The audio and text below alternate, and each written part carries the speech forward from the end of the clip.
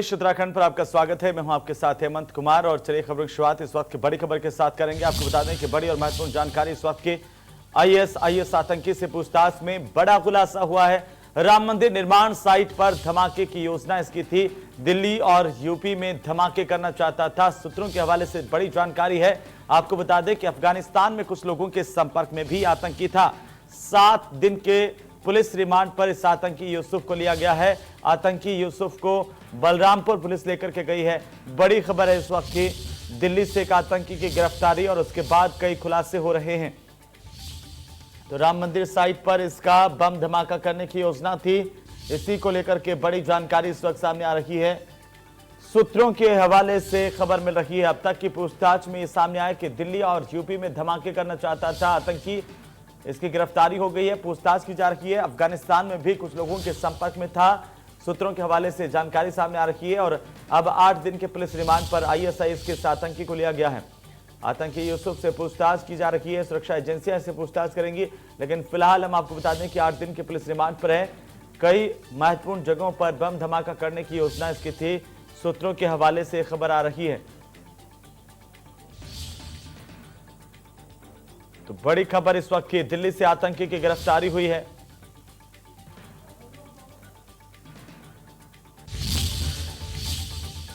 और इस वक्त की बड़ी अपडेट है राजधानी दिल्ली से। चलिए आगे बढ़ेंगे और यूपी बीजेपी के नए पदाधिकारियों का ऐलान किया गया। राष्ट्रीय अध्यक्ष जेपी नड्डा की मोहर के बाद लिस्ट जारी की गई है। प्रदेश अध्यक्ष स्वतंत्र देव सिंह ने इस लिस्ट को जारी किया। 16 उपाध्यक्ष, 7 महामंत्री, 16 मंत्री और साथ ही 2 कोषाध्यक्ष बनाए गए हैं। पंकज सिंह, विजय बहादुर पाठक को प्रदेश उपाध्यक्ष बनाया गया है। दयाशंकर सिंह, कांता करदम को यहां पर प्रदेश उपाध्यक्ष बनाया गया है। अश्विनी त्यागी, सुब्रत पाठ और प्रियंका रावत को महामंत्री बनाया गया है। बड़ी अपडेट है इस वक्त की। हम आपको बता दें कि बड़ी और महत्वपूर्ण जानकारी बीजेपी के खेमे से उत्तर प्रदेश में बीजेपी की नई कार्यकारिणी का ऐलान किया गया है। प्रदेश कार्यकारिणी का ऐलान हो गया है। राष्ट्रीय अध्यक्ष जेपी नड्डा की मोहर के बाद लिस्ट जारी की गई है। 16 उपाध्यक्ष इसमें है, 7 महामंत्री है, 16 मंत्री और साथ ही 2 कोषाध्यक्षों की नियुक्ति की गई है। ज्यादा जानकारी के साथ सहयोगी विजय मिश्रा हमारे साथ जुड़ चुके हैं। विजय, प्रदेश के नई कार्यकारिणी का ऐलान भारतीय जनता पार्टी की ओर से हो गया है, क्या कुछ खास इसमें नजर आ रहा है?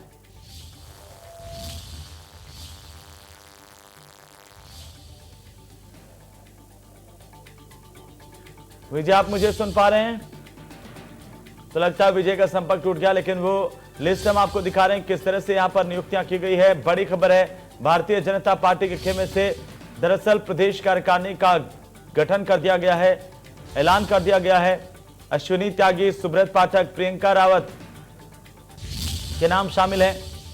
दयाशंकर सिंह, कांता करदम, प्रियंका रावत को महामंत्री यहां पर बनाया गया है। साथ ही साथ अश्विनी त्यागी को महामंत्री बनाया गया है। उत्तर प्रदेश बीजेपी के नए पदाधिकारियों का ऐलान इस वक्त की सबसे बड़ी खबर है। पंकज सिंह, विजय बहादुर पाठक को प्रदेश उपाध्यक्ष बनाया गया है। अश्विनी त्यागी, सुब्रत पाठक, प्रियंका रावत, कुल मिलाकर के 16 प्रदेश के उपाध्यक्ष हैं, 16 मंत्री हैं, 2 कोषाध्यक्ष हैं।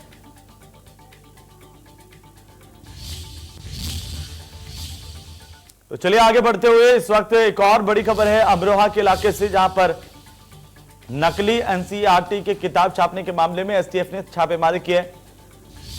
छापेमारी में करोड़ों रुपए की फर्जी किताबें बरामद की गई है। औद्योगिक इलाके की फैक्ट्री से यह बड़ा खुलासा, माफिया से पूछताछ की जा रही है। एसटीएफ के पहुंचने से पहले ही केयर टेकर यहां से फरार हो गया।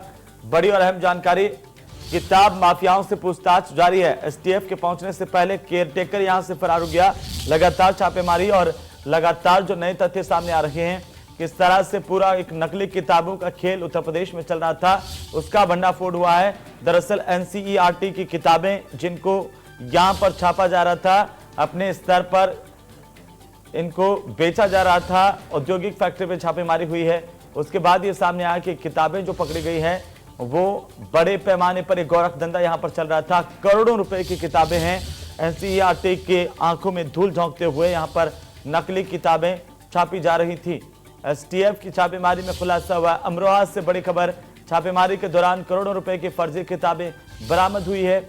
औद्योगिक क्षेत्र की एक फैक्ट्री में किताबें बनाई जा रही थी। फिलहाल इसे लेकर के जांच की जा रही है।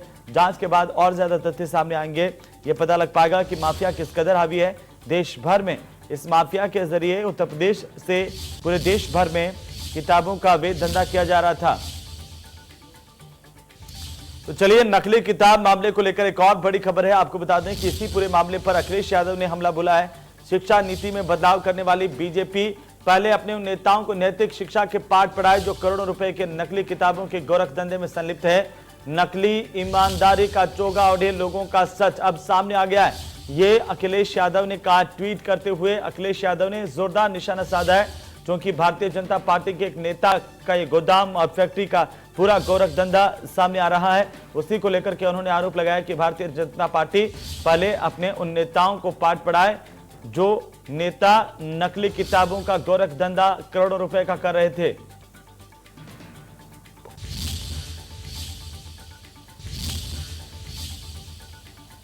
तो योगी सरकार पर अखिलेश यादव ने सीधा हमला बोला। एक और बड़ी खबर है इसी से जुड़ी हुई। अखिलेश यादव ने जोरदार हमला बोलते हुए कहा कि वर्तमान सरकार संस्कृत स्कूलों की निरंतर उपेक्षा कर रही है। संस्कृत स्कूलों को बंद करने का निर्णय किया गया है। प्रकांड विद्वानों विद्यार्थियों के भविष्य के बारे में सोचें सरकार। वहीं अखिलेश ने कहा कि मानवीय आधार पर विद्यालयों में समायोजन करें। तो बड़ी अपडेट है। अखिलेश यादव ने एक के बाद एक दो ट्वीट किए हैं। राज्य सरकार पर सीधा निशाना साधा। एक फर्जी किताब मामले को लेकर, दूसरा संस्कृत शिक्षा को लेकर के, और उन्होंने निशाना साधते हुए कहा कि संस्कृत विद्यालयों की निरंतर उपेक्षा की जा रही है योगी राज में, और साथ ही साथ सरकार इस ओर ध्यान दें। तो चलिए आगे बढ़ते हुए एक और बड़ी खबर है राजधानी लखनऊ से। इस वक्त की बड़ी और महत्वपूर्ण जानकारी आपको बता दें कि ट्रिपल हत्याकांड मामले में बड़ा खुलासा हुआ है। पोस्टमार्टम की रिपोर्ट में यह खुलासा हुआ है। बुजुर्ग दंपति और चौकीदार के सिर पर किए गए कई बार। बुजुर्ग दंपति की हत्या से एक दिन पहले ही चौकीदार की हत्या की गई थी और बुजुर्ग के सिर पर चोट के 10 निशान मिले हैं। फिलहाल महिला के सिर पर भी चोट के 12 से ज्यादा निशान पाए गए हैं। पोस्टमार्टम की रिपोर्ट के मुताबिक दोनों घटनाएं अलग अलग दिन की है। चौकीदार के सिर पर चोट के 3 निशान हैं।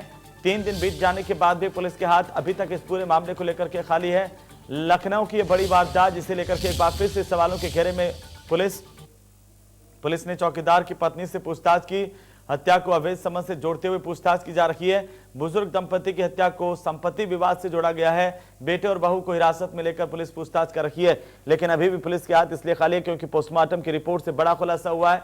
पुलिस अभी तक पता नहीं लगा पाई है कि तिहरे हत्याकांड का आखिरकार मास्टरमाइंड कौन है, कौन आखिरकार वो बदमाश है, अपराधी है जिसने 3 हत्याओं को एक साथ अंजाम दिया है। और ये तस्वीर हम आपको ट्रिपल मर्डर से जुड़ी हुई दिखा रहे हैं, किस तरह से बुजुर्ग और उनकी पत्नी की हत्या की गई। साथ ही साथ कुछ ही दूरी पर चौकीदार का शव भी मिला था, चौकीदार की भी हत्या की गई। ज्यादा जानकारी के साथ सहयोगी जय शुक्ला जुड़ चुके हैं। जय, क्या कुछ जानकारी और अपडेट इस वक्त आपके पास है?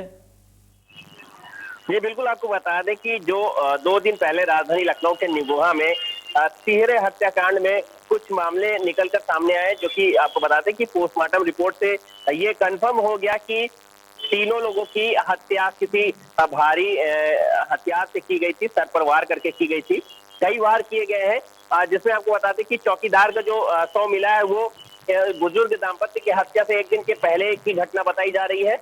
और उसके बाद फिर बुजुर्ग की भी जो अगले दिन हत्या हो गई है पूरे दाम्पत्य की, जिसको लेकर के पुलिस लगातार लगी हुई है, क्राइम ब्रांच की टीम लगी हुई है। हालांकि इसके पीछे की वजह अगर हम बताएं, बुजुर्ग दाम्पत्य की हत्या के पीछे फिलहाल पुलिस अभी संपत्ति विवाद से जोड़ते हुए देख रही है, जिसमें इसके बहू और बेटे को हिरासत में लेकर के पूछताछ की जा रही।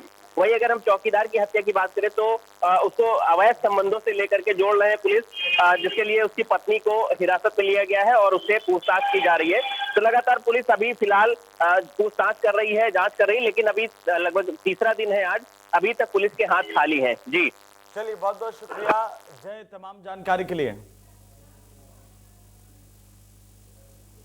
तो चलिए आगे बढ़ेंगे। एक और बड़ी खबर है, आपको बता दें कि उन्नाव के इलाके से बड़ी और अहम जानकारी। खनन माफिया पर एक्शन हुआ है। खनन माफिया पर 2 करोड़ 5 लाख रुपए का जुर्माना लगाया गया है। वहीं 15 दिनों में जुर्माना भरने का वक्त दिया गया है। 2.5 करोड़ रुपए का जुर्माना लगाया गया। माफिया ने बड़ी तादाद में अवैध भंडारण किया था। डीएम की जांच में अवैध भंडारण का खुलासा हुआ। परमिशन से ज्यादा अवैध खनन और बालू के भंडारण करने के आरोप हैं। इसी को लेकर के 2.5 करोड़ रुपए का जुर्माना लगाया गया है। 2.5 करोड़ रुपए 15 दिन में भरने होंगे।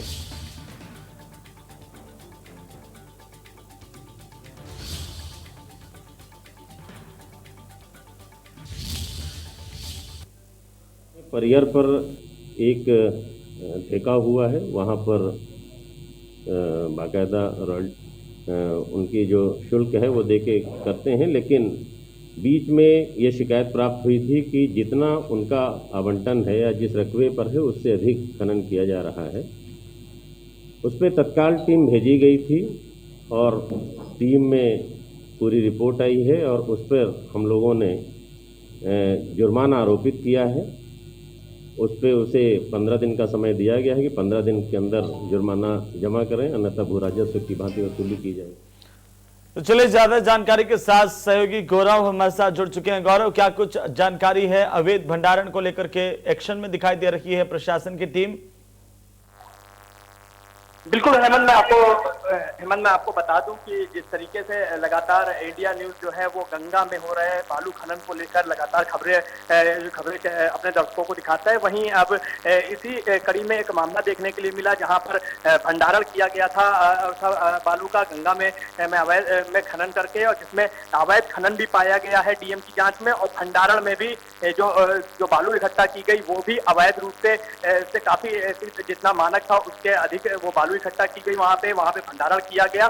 साफ तौर पर जो ये खनन माफिया हैं ये पूरी तरीके से यहाँ उन्नाव में हावी हैं, गंगा में अवैध खनन करते हैं, वैध खनन की आड़ में अवैध खनन चलता है। भंडारण के नाम पर अवैध रूप से बालू का डंप किया गया था, जिसको उन्नाव के डीएम नवीन कुमार ने संज्ञान में लिया था इस पूरे मामले को, और इसमें अपनी एक टीम भेजकर इस पूरे मामले की जांच कराई थी। हालांकि जो उनके खनिज अधिकारी हैं वो उनको लगातार उनको धोखे में रखते रहे। इसी दौरान उन्होंने उन्नाव के सिटी मजिस्ट्रेट को इस पूरी जांच टीम में अधिकारी बनाया और जांच टीम के लिए भेजा गया था, जहां पे उन्होंने इस पूरे मामले में जांच की और पाया गया कि 2.5 करोड़ रुपए से अधिक का राजस्व ये खनन माफिया सरकार का राजस्व को चूना लगा रहे थे, जिसको लेकर डीएम ने तत्काल कार्रवाई की और आदेश किया कि 2.5 करोड़ रुपए 15 दिन में जमा किए जाएंगे। अगर ये 2.5 करोड़ रुपए जमा नहीं किए जाते हैं तो उनके ऊपर विधिक कार्रवाई की जाएगी। चलिए गौरव, बहुत बहुत शुक्रिया तमाम जानकारी के लिए और हमारे साथ जुड़ने के लिए। तो चलिए आगे बढ़ेंगे और आगरा से इस वक्त की बड़ी खबर से हम आपको रूबरू करवा दें। आपको बता दें कि गौशाला में हो रही है गायों की मौत और दलदल में फंसने की वजह से गायें मौत का शिकार बन रही है। मृतक गायों को नोच कर कुत्ते खा रहे हैं।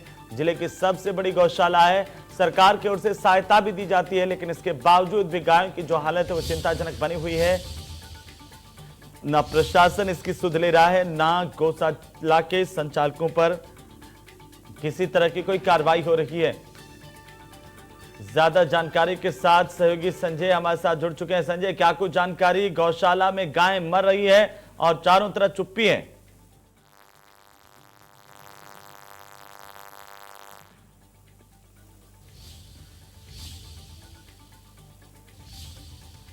संजय, आप मुझे सुन पा रहे हैं?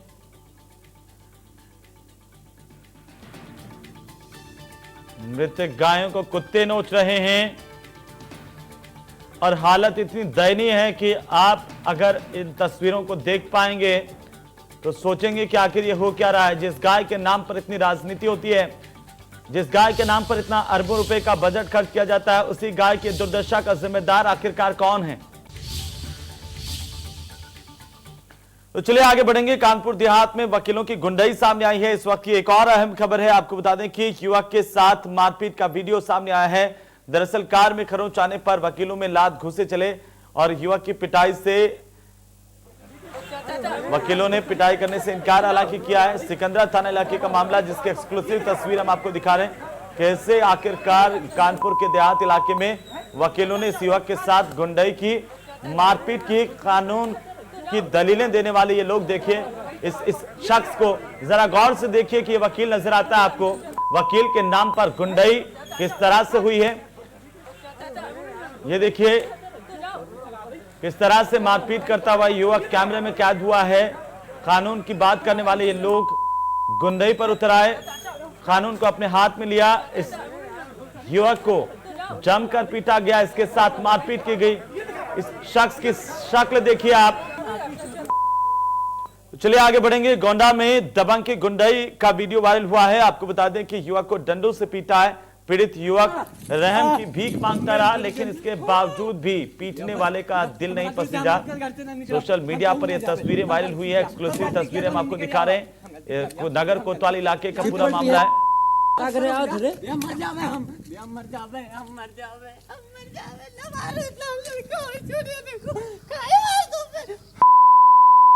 कोई कुछ नहीं बोला भैया, हम गलती कान हम हाथ पैर छू ले, देखिए कहो देखिए पैर छू ले। अब बताओ हम क्या काट छू मुंह घुमा मुंह घुमा घुमा घुमा का किया घुमा। ये देखिए ये किस तरह से ये बच्चा जो युवक है वो हाथ जोड़ता रहा, लेकिन इस गुंडई वाले की तस्वीर देखिए, इसका चेहरा देखिए कि कैसे अपने आप को समझता रहा और गुंडई पे उतारू रहा, मारपीट करता रहा। अब ये तस्वीरें सबके सामने हैं। गोंडा में इस तरह के गुंडे जिनका लगातार हौसला बढ़ता हुआ दिखाई दे रहा है, क्योंकि पुलिस इन पर कार्रवाई नहीं करती। ऐसे लोगों की जो जगह है वहां पर उन्हें पहुंचाया नहीं जाता, तब तक क्राइम पर अंकुश लग पाना मुश्किल लगता है। उत्तर प्रदेश में लगातार सवाल उठे हैं अपराध को लेकर के, और ये तस्वीर आप देखिए, गोंडा की तस्वीर है। इस शख्स को देखिए। ज्यादा जानकारी के साथ सहयोगी अभिषेक हमारे साथ जुड़ चुके हैं। अभिषेक, क्या कुछ जानकारी? हाँ जी हेमंत, मैं बता दूं कि ये वीडियो जो है 1 अगस्त का है, जो अब तेजी से वायरल हुआ है। इस पर जिले के जो अपर पुलिस अधीक्षक है महेंद्र कुमार ने वो जानकारी देते हुए बताया उन्होंने कि वीडियो 1 अगस्त का है, जिसमें कि बच्चे को एक प्लास्टिक की पाइप से जो है खेत के पास जो है बेरहमी से पीटा जा रहा है। और बाद में जो है युवक के जो परिजन थे उनके शिकायत पर जो है नगर कोतवाली में मामला दर्ज करके उन तीनों लोग जो शामिल थे बच्चे के वीडियो बनाने और उसके साथ मारपीट करने में, उनके खिलाफ कार्रवाई की गई है। लेकिन ये वीडियो बताया जा रहा है उनके द्वारा कि 1 अगस्त का वीडियो है, जिसमें बच्चे को जो है बेरहमी से पीटा जा रहा है। देखा जा सकता है कि बेरहमी से पिटाई करते वक्त बच्चा गिड़गिड़ा रहा है कि उसे छोड़ दिया जाए, नहीं तो मर जाएगा। लेकिन उसको लगातार जो लोग हैं वो पाइप से मारे जा रहे हैं। जो प्लास्टिक की पाइप है, जो एकदम डंडे की तरह भाप उसको इस्तेमाल किया जा रहा है हथियार के तौर पर, और बच्चे को लगातार जो है उस पर बरसाया जा रहा है। देखा जा सकता है कि किस तरह से उसकी पिटाई की जा रही है। लेकिन अभिषेक, आखिर ये पिटाई क्यों की जा रही थी? ये गुंडाई क्यों हुई आखिरकार इस बच्चे पर? जी, जैसा कि ग्रामीण इलाका देखा जा सकता है कि आसपास खेत है और कई युवक वहां से आते जाते रहे होंगे। इसी में इस युवक को भी किसी ने समझा कि कहीं में गांव में किसी लड़की से छेड़छाड़ करने या ऐसे आते हैं या नशा करने आते हैं। इसी संदेह के आधार पर इन लोगों ने इस बच्चे को पकड़ लिया और उसकी पिटाई कर दी। उसकी मोटरसाइकिल रोकी रही और उसका लगातार उस पर वो कहता भी रहा कि हमें आखिर मार क्यों रहे हैं, लेकिन बजाय कोई पूछने के लगातार जो लोग थे वो इनका वीडियो बनाने में व्यस्त रहे और उसकी पिटाई करने में देखा जा सकता है। चलिए अभिषेक, बहुत बहुत शुक्रिया तमाम जानकारी के लिए, हमारे साथ जुड़ने के लिए। और ये तस्वीरें बता दें किस तरह से गुंडों के हौसले बुलंद हैं। आगे बढ़ेंगे। प्रतापगढ़ से बड़ी खबर है, जहां पर दबंगों के हौसले प्रतापगढ़ में भी बुलंद नजर आ रहे हैं। दबंगों ने प्रधान के बेटे को गोली मार दी। उसके बाद की तस्वीरें आप देखिए। अस्पताल में उसे भर्ती करवाया गया। ग्रामीणों ने मौके से 2 दबंगों को पकड़ा। पिटाई करने के बाद पुलिस को सौंपा गया है। फिलहाल इस मामले की जांच पुलिस कर रही है। आसपुर देवसरा थाना इलाके का पूरा मामला है। पुलिस को जैसी जानकारी मिली, पुलिस मौके पर पहुंची, लेकिन आरोपियों ने प्रधान के बेटे को गोली मारी। ज्यादा जानकारी के साथ सहयोगी अजीत हमारे साथ जुड़ चुके हैं। अजीत, क्या कुछ जानकारी है इस खबर को लेकर के इस वक्त आपके पास?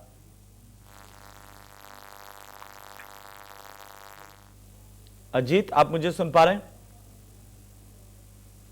तो लगता है अजीत तक आवाज नहीं जा पा रही है, लेकिन हम आपको एक बार फिर से बता दें कि दबंगों के हौसले किस कदर बुलंद है। इस बात का अंदाजा इससे लगाइए कि दबंगों ने प्रधान के बेटे को गोली मार दी। तो वहीं बलिया से बड़ी खबर, जहां पर मास्क नहीं लगाने पर पिटाई का पूरा मामला, एसडीएम की तस्वीरें वायरल हुई थी। उसी मामले में डीएम ने संज्ञान लिया है। एसडीएम पर कार्रवाई करते हुए जिला मुख्यालय से उसे संबद्ध कर दिया। पीड़ित की तहरीर पर एसडीएम के खिलाफ केस दर्ज किया गया है। इस मामले में डीएम का बयान भी सामने आया है। उन्होंने यह बताया कि एसडीएम की कार्रवाई का दोनों युवकों ने मजाक उड़ाया था। मजाक उड़ाने के बाद एसडीएम ने दोनों की पिटाई की थी, लेकिन दरअसल उस एसडीएम की तस्वीरें इतनी ज्यादा वायरल है कि हर जगह वो मारपीट करता हुआ दिखाई दिया। तो सवाल इसी बात को लेकर के उठा था। ज्यादा जानकारी के साथ सहयोगी अमित कुमार हमारे साथ जुड़ चुके हैं। अमित, क्या कुछ जानकारी इस पूरे मामले को लेकर के? वो एसडीएम की तस्वीरें पूरे देश ने देखी, किस तरह से हाथ में लाठी लेकर जहां देखा वहीं मारपीट करता हुआ नजर आता है। जी, आपको बता दें कि जो एसडीएम साहब हैं वो सबको मारते जा रहे थे, वो वीडियो वायरल हुआ था, जिसके बाद आज डीएम ने सफाई दिया है इस मामले को लेकर, और जिसमें जो पीड़ित पक्ष हैं उनके तरफ से मुकदमा भी कायम हुआ है उभाव थाने में। जी चलिए, बहुत बहुत शुक्रिया अमित तमाम जानकारी के लिए।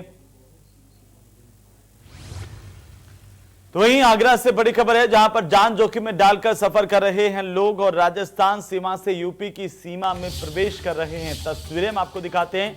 दरअसल नाव में दर्जनों सवारी बैठाकर के नदी पार करवाई जा रही है।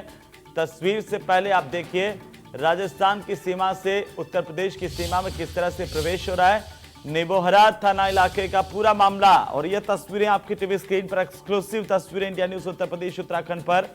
तस्वीरें देखिए, अंदाजा लगाइए कि कैसे आखिरकार नाव के सहारे बड़ी संख्या में लोग एक राज्य से दूसरे राज्य के तरफ आ रहे हैं। नाव हादसे के इंतजार में जिला प्रशासन बैठा हुआ है, या किस बात का इंतजार किया जा रहा है, इसे लेकर प्रशासन पर सवाल है। उधर सुल्तानपुर के लंबुआ विधानसभा के बीजेपी विधायक देवमणि द्विवेदी एक बार फिर से चर्चाओं में आ गए हैं। इस बार उनके लेटर पैड पर क्षत्रिय समाज के जनप्रतिनिधियों पर दर्ज मुकदमे और उनकी वर्तमान स्थिति को जानने के लिए अपर सचिव गृह को पत्र लिख कर दिया गया है। हालांकि उन्होंने इस बात का खंडन किया कि ये पत्र उन्होंने नहीं लिखा है, कोई व्यक्ति उनकी छवि को धूमिल करना चाहता है, ये अमरमणि का कहना है। साथ ही उनके लेटर पैड को बेवजह इस्तेमाल किया जा रहा है। आपको बता दें कि पिछले दिनों अलीगढ़ में पुलिसकर्मियों से पिटे बीजेपी विधायक का उन्होंने समर्थन किया था, जिससे उनकी जमकर किरकिरी हुई थी। इसके बाद ब्राह्मण कार्ड खेला। अपनी सरकार में विधानसभा में 3 साल के कार्यकाल में ब्राह्मणों पर हो रहे अत्याचार को लेकर के उन्होंने सवाल किया था। इन दोनों मामलों के बाद अब वो एक फर्जी लेटर पैड के मामले में सुर्खियों में आ गए हैं। तो भारतीय जनता पार्टी के विधायक हैं, इनके लेटर पैड पर एक सवाल लिख करके दिया गया है, आंकड़ा पूछा गया है। साथ ही अब इस मामले से उन्होंने इनकार किया है और कहा कि उनके लेटर पैड का कोई फर्जी इस्तेमाल कर रहा है। उधर दिल्ली पुलिस की स्पेशल सेल ने एक बड़ी कामयाबी हासिल की है। दिल्ली पुलिस की स्पेशल सेल ने धौलाकुआ के पास मुठभेड़ के बाद देर रात को एक आईएसआईएस के ऑपरेटिव को गिरफ्तार किया है। आपको बता दें कि कई राउंड फायरिंग के बाद स्पेशल सेल की ओर से आतंकी अबू यूसुफ को गिरफ्तार किया गया है। गिरफ्तारी के बाद आतंकी को कोर्ट में वीडियो कॉन्फ्रेंसिंग के जरिए पेश किया गया और इसके बाद कोर्ट ने उसे 8 दिन के पुलिस रिमांड पर सौंप दिया है, जहां पर अब लगातार उससे पूछताछ की जा रही है। अब पुलिस आतंकियों के दूसरे साथियों और उसकी मदद करने वाले लोगों को पकड़ने के लिए छापेमारी कर रही है। गिरफ्तार आतंकी के पास से 2 प्रेशर कुकर, आईईडी और साथ ही हथियार भी बरामद किए गए हैं, जिसे एनएसजी की टीम ने डिफ्यूज कर दिया है। बताया जा रहा है कि खुफिया एजेंसी ने हाल ही में आतंकियों के देश में घुसने का अलर्ट जारी किया था, जिसकी वजह से दिल्ली पुलिस और बाकी की एजेंसियां पहले से ही अलर्ट पर थी। स्पेशल सेल को आतंकियों के लोकेशन की सटीक जानकारी मिल गई थी। उन्हें मालूम था कि धौलाकुआ और करोल बाग के बीच रिंग रोड पर यह आएगा। इसके बाद पुलिस ने उसे योजनाबद्ध तरीके से पकड़ने के लिए तैयारी की। आतंकी के रिंग रोड पर आते ही पुलिस ने उसका पीछा करना शुरू कर दिया। पुलिस को देखकर आतंकी ने पहले भागने की कोशिश की और साथ ही मैं आपको बता दें कि भागते भागते आतंकी नजदीक के गार्डन के अंदर घुस गया। वहां पर पुलिस ने उसे चारों तरफ से घेर लिया और इस दौरान इसके बाद पहले आतंकी ने पुलिस पर 3 राउंड फायर किए। जवाब में पुलिस ने भी 5 राउंड से ज्यादा फायर किए। कई राउंड फायरिंग के बाद पुलिस ने उसे अपने काबू में किया है। सूत्रों की माने तो दिल्ली का एक नामी शख्स आतंकी के निशाने पर था और कोई बड़ा विस्फोट करना चाहता था। अलग अलग तस्वीर हम आपको दिखा रहे हैं। धौलाकुआ एनकाउंटर किस तरह से हुआ और भी ज्यादा साथी इसके हो सकते हैं। पुलिस का ऑपरेशन फिलहाल जारी। आईएसआईएस का आतंकी गिरफ्तार। बीच में इसकी तस्वीर दिल्ली दहलने से बच गई है, क्योंकि पुलिस ने समय रहते इस साजिश को नाकाम कर दिया। आतंकियों की नापाक करतूतों को, उनके मंसूबों को कामयाब नहीं होने दिया। 3 अलग अलग तस्वीरें और देखिए। आईएसआईएस का आतंकी गिरफ्तार, उसकी तस्वीर और इसके बाद बीच की तस्वीर। बड़ी साजिश यहां पर नाकाम की गई है। किस तरह से ऑपरेशन पूरा किया गया, इस आतंकी को पकड़ने के लिए आईईडी को डिफ्यूज किया गया है। तो चलिए इसी के साथ ही बुलेटिन फिलहाल इतना ही। नमस्कार।